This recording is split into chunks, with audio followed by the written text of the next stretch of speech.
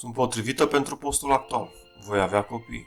Astrologie Morevu. Astăzi, dragi spectatori, voi analiza astrograma unei persoane care se întreabă dacă se potrivește actualului loc de muncă. De asemenea, persoana în cauză se întreabă dacă va avea copii și, bineînțeles, întrebarea când. Aceste întrebări nu par esențiale pentru un bărbat, totuși pentru o femeie, întrebări precum misiunea în viață, dar mai ales cea a copiilor, sunt adevărată dramă dacă nu sunt rezolvate. Iar dacă ajung să nu găsească un răspuns și sunt interiorizate și somatizate ca orice alt lucru aparent banal, pot genera un conflict interior, poate dăuna pe termen lung, apărând tot felul de tulburări. Ora nașterii a fost stabilită, nu voi intra în detalii despre ce întrebări am pus pentru a se potrivi atât cu personalitatea, dar și lumea din jurul persoanei, cât și cu tranzitele personale pentru a fi corelate cu viața individului. Desigur. Acestea pot varia de la o persoană la alta în funcție de ceea ce găsiți în momentul când deschideți astrograma. Fiecare astrogramă este unică și vă sfătuiesc să folosiți întrebări diferite, deoarece astrogramele vor varia atât de mult, mai ales dacă oamenii nu sunt născuți în același an, fără să punem la socoteală ora nașterii. Deci în acest caz avem balanța în 3 grade, persoana are Pluton în Scorpion în casa a doua, Lilith, Neptun, nodul nord, Uranus ocupă casa a patra în Capricorn, Saturn în Vărsător în casa a patra, de asemenea, Luna în Pești în casa a șasea, Mercur în Gemeni în casa a noua, dar la mai multe grade distanță de Soare, în același semn. Venus și Marte sunt în casa a 10-a, Venus este în zodia Rac, iar Marte în Leu, Chiron este de asemenea în casa a 10-a Rac. Acum, de la bun început, având atâtea planete aglomerate pe axele caselor 4 și 10, ceea ce este cumva neobișnuit, individa are un profund simț al misiunii și al familiei. Când planetele se aglomerează într-un semn, cărțile convenționale spun că ar trebui să fie cel puțin 3 ca să fie catalogat ca stelium. Cum dacă aveți stelium sau mai multe, nu vă temeți și nu intrați în panică și căutați pe internet, nu este sfârșitul lumii. Din observațiile mele, consider stelium doar dacă planetele sunt apropiate în conjuncție la 3 grade, deoarece ce se întâmplă este că atunci când un tranzit lovește un stelium între ghilimele, în special dacă o face o planetă lentă precum este Jupiter, Uranus, Saturn, Neptun sau Pluto, va activa cea mai apropiată planetă personală din stelium, dar și pe următoarea și va avea un impact mai semnificativ. Când steliumurile sunt apropiate în același grad, se va crea o situație intensă pentru individ. Dar oricare dintre aceste cazuri este complex, deoarece chiar dacă, de exemplu, avem planete despărțite în stelium, să spunem până în 3 grade, va părea că aceste crize care vor fi declanșate rând pe rând prin acest stelium poate dura mai mult timp decât o va face printr-un stelium mult mai strâns în grad. Ascendentul. Chiar dacă eu personal nu pun prea mult accent pe ascendent, pot aduce totuși unele caracteristici ale ascendentului. Mă uit mai mult la planetele proeminente din astrograma cuiva și pe întreaga astrogramă și cum interacționează planetele din diferitele case.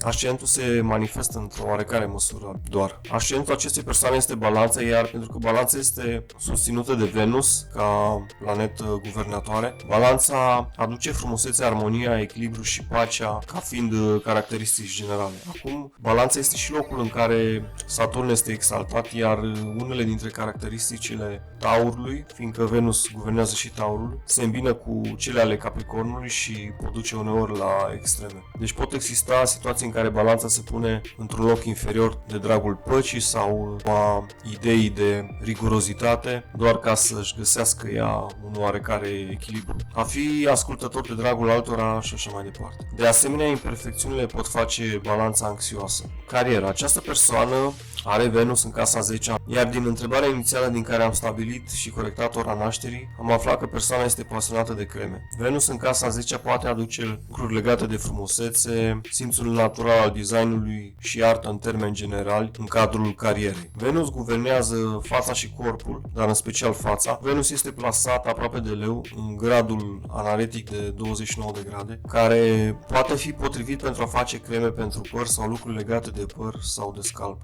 Orice afirmare în carieră care pune în valoare o statură frumoasă și impunătoare, măreție sau celebritate prin păr poate fi exploatată în această direcție. Așadar, make-up artiști pentru vedete sau mai exact actori ce își pun în valoare părul, precum cei din publicitate. De asemenea, pentru că Venus este stăpânul casei a 8-a, iar casa 8-a se referă la moarte printre altele, poate indica un serviciu mortoar ca și carieră, de asemenea. Dar casa 8-a nu ține doar de moarte, ține și de sexualitate și traumă psihologică și adicție. Marte în casa 10-a din Leu poate aduce o carieră antreprenorială în aceeași afacere de îngrijire a părului, dar într-un parteneriat. În caz contrar, Marte nu poate funcționa corect, deoarece este stăpânul casei a 7-a parteneriatelor. De asemenea, pentru că casa 7 este în berbec, persoana care va fi partener în această afacere ar trebui să aibă rolul principal, tehnologia care să accelereze procesul, ori partenerul în afaceri să fie pioner în acest domeniu, să aibă legături cu armata sau să promoveze o tunsoare asemănătoare armatei. Ați prins ideea. Acum să analizăm persoana ce are pe Venus în rac din casa 10-a. Acest Venus este crucial în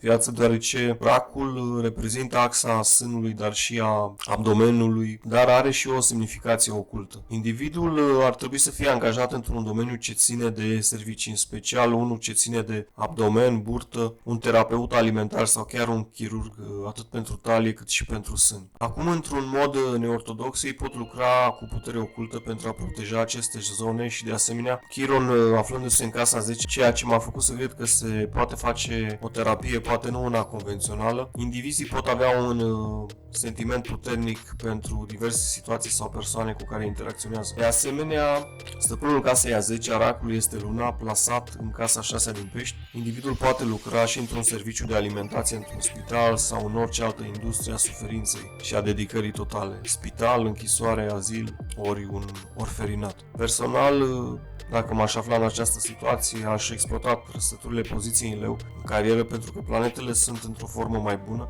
Venus în rac nu este așa de benefic, dar are un rol marginal dăunător, deoarece este contraparalel cu Uranus din casa 4-a, ceea ce poate perturba casa, dar și familie, uneori prin mutări frecvente. Uranus în casa 4-a este despre schimbări frecvente, neașteptate, astfel încât această dinamică se poate declanșa dacă individul va lucra în domeniile menționate anterior, cele date de prezența Venusului în rac. Acum, având atâtea planete în casa 10 în două semne, este o binecuvântare, dar și un blestem în egală măsură. Există un potențial care duce în aceste direcții, iar acest lucru, desigur, poate fi copleșitor atât pentru individ, dar și pentru soț. De asemenea, remarcile despre frumusețe pot declanșa o dinamică care ar afecta individul într-un fel profund, care și-ar dori să fie într-o formă mai bună și să ajungă la extreme pentru a face lucrurile să semene cum au fost poate la adolescență. Lucrurile ce țin de nesiguranță ar înstrăina individul în a-și face prieteni. Să nu uităm că Venus în rac dă sensibilitate la critică, în special în carieră, iar Luna în Pești dă sensibilitate exagerată, astfel că criticile pe axa carierei vor face individul să aibă adeseori ieșiri emoționale manifestate prin plâns. Acum să vedem ce sector ar aduce mai mulți bani. Acesta ar fi un loc de muncă legat de spital, deoarece Luna este legată de Pluto într-un aspect sextil, Pluto fiind în casa a doua a taurului a banilor. Este o astrogramă ciudată, deoarece planetele sunt aproape în case opuse, creând o energie bizară în individ.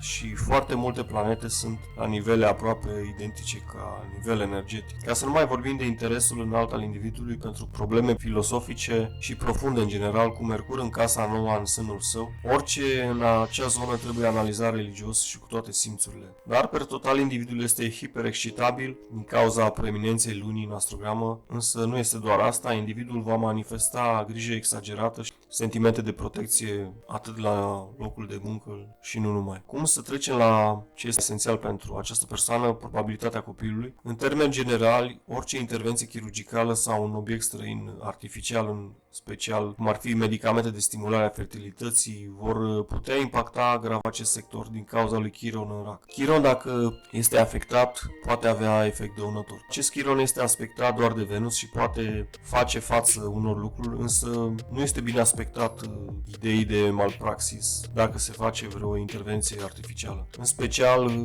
în data când aceasta este afectată de un tranzit. Chiron în mitologie reprezintă arhetipul eroului care face eforturi supraomenești pentru a se angrena într-o luptă, dar este ucis din greșeală. Să vedem perioada benefică pentru a avea copii și să explicăm cum funcționează din perspectiva astrologică. Vom analiza atât datele când este benefic să aibă un copil, data conceperii, cât și cum să aleagă un medic pentru a oferi o șansă probabilistică mai mare legată de naștere și a evita diverse alte lucruri neplăcute. De ce este acest lucru important din punct de vedere astrologic? Deoarece energiile de pe cer vor afecta atât dezvoltarea embrionului, cât și rezultatul nașterii. Chiron fiind în acea casa 10-a în conjuncție cu planeta Venus. Medicul în timpul nașterii, dar și după, ar trebui să fie de sex masculin, tot din cauza celui Venus menționat anterior. Se va încerca pe cât posibil aducerea unui bebeluș pe naștere naturală. De asemenea, ar fi bine să nu se intervină în zona abdomenului, dacă este posibil. Știu că în zilele noastre toată lumea este tăiată chirurgical și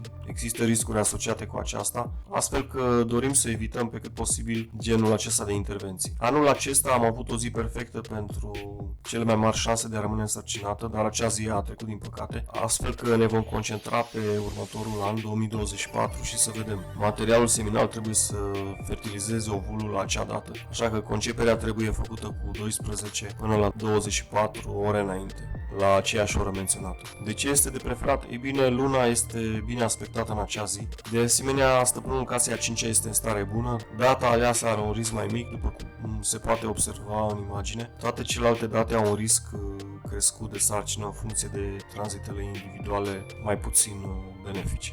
Cu cât factorul X este mai mare, cu atât este mai mare riscul de a întâmpina probleme de-a lungul sarcinii sau chiar la naștere. Asta este tot pentru astăzi. Mulțumesc pentru vizionare și vă mai aștept. O zi bună!